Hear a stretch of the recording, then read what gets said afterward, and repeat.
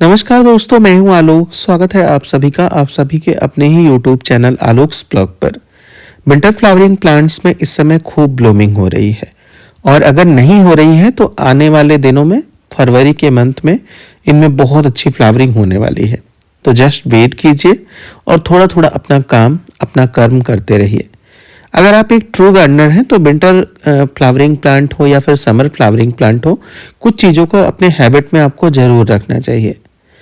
क्या क्या इस वीडियो के अंदर आपको जानने को मिलेगा। मैंने अपने जो कुछ प्लांट मतलब मेरे पॉट में लगाने से रह गए बहुत सारे पौधे, अगर मैं इनको किसी को देता भी तो चूंकि विंटर जाने वाला है तो उसको यही लगता कि इनसे नहीं हो पाया तो इन्होंने लाके मेरे मत्थे मर दिया। इस वजह से मैंने सोचा कि मैं इनको ग्राउंड पर डाल दूंगा। जब तक चलना होगा मतलब जब तक फ्लावरिंग देनी होगी देंगे, नहीं तो कोई बात नहीं। वैसे अब इनकी फ्लावरिंग का बहुत ज़्यादा टाइम नहीं बचा। तो सबसे पहली आदत मैं आप लोगों को बताता हूँ क्या करना चाहिए। सबसे पहला काम है dead heading. Winter flowering plant हो या फिर समर फ्लावरिंग प्लांट हो, इनकी फ्लावरिंग इंटेंसिटी तब तक ही बरकरार रहती है जब तक इनकी एनर्जी को आप मेंटेन कर रखे रखते हैं।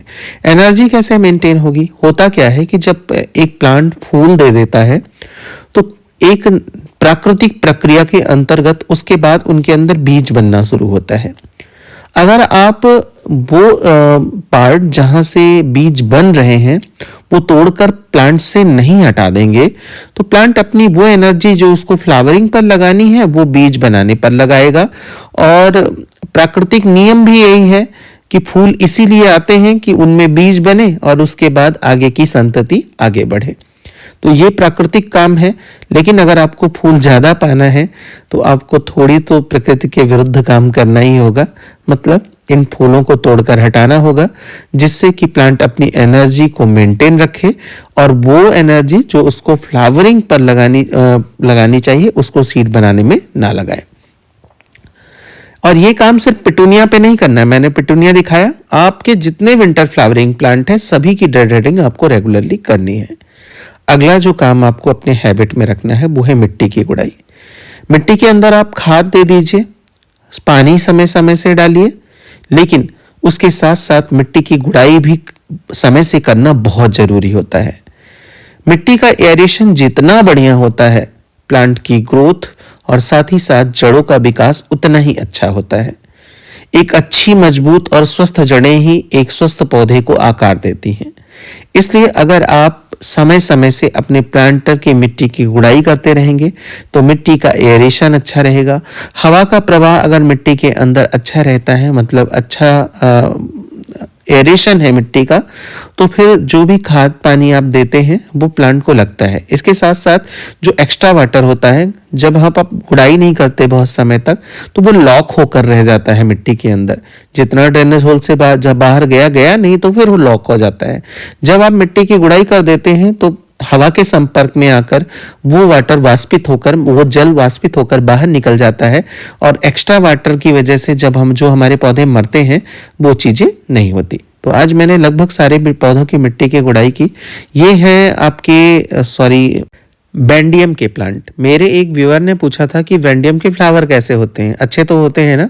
तो मैं आप लोग को बता दूं, बिल्कुल जरवेरा के जैसे फ्लावर खिलते हैं, बड़े बड़े साइज के। और अब तो इनके अंदर कलियां भी आ रही हैं, देखिए। अब फ्लावरिंग जब होगी तो मैं आप लोगों को दिखाऊंगा। जरबेरा के जैसे ही बहुत ही खूबसूरत फ्लावरिंग होती है इनके अंदर।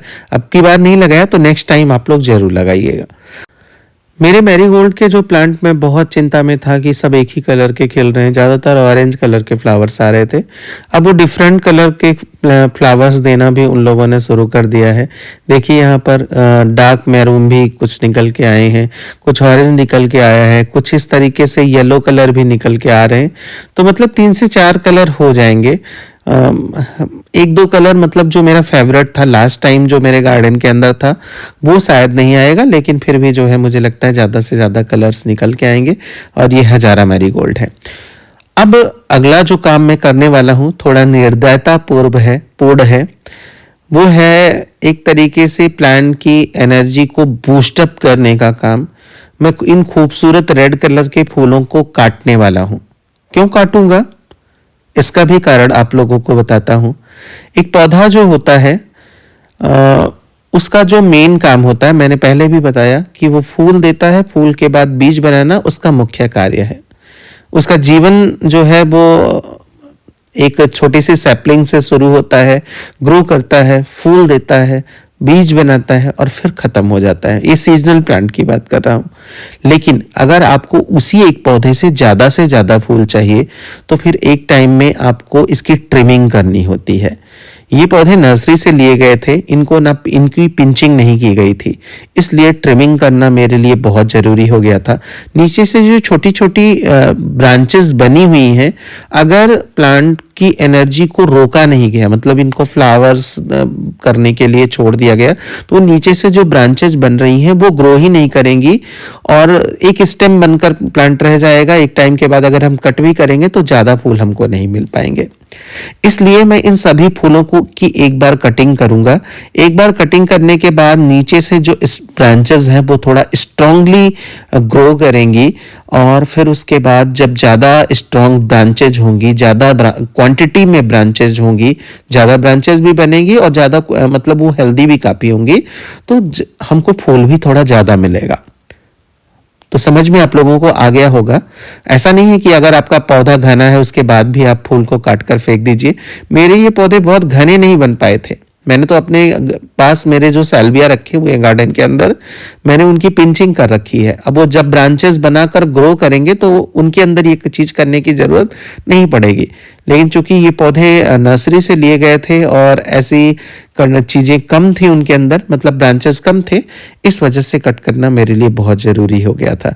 देखिए कितने खूबसूरत रेड कलर के फूल हैं।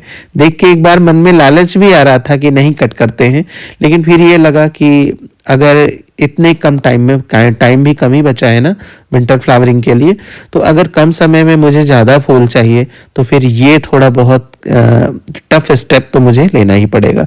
और ये हजारा मैरीगोल्ड है, इनकी पिंचिंग की थी, अब ये साइड से खूब ब्रांचेस बना रहे हैं। आने वाले टाइम में इनके अंदर भी आपको बहुत ही खूबसूरत फ्लावरिंग देखने को मिलेगी।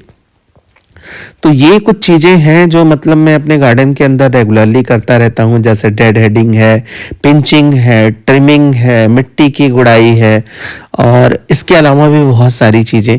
मैं पिछले दिनों स्लग और स्नेल से बहुत परेशान था। आई होप आने वाला जो टाइम होगा मुझे उनसे रिलीफ देगा और मैं अपनी गार्डनिंग को बहुत ही जॉयफुली कंटिन्यू कर पाऊंगा। वीडियो को यहीं पर एंड करते हैं, मिलते हैं नई वीडियो में। Bye bye and take care.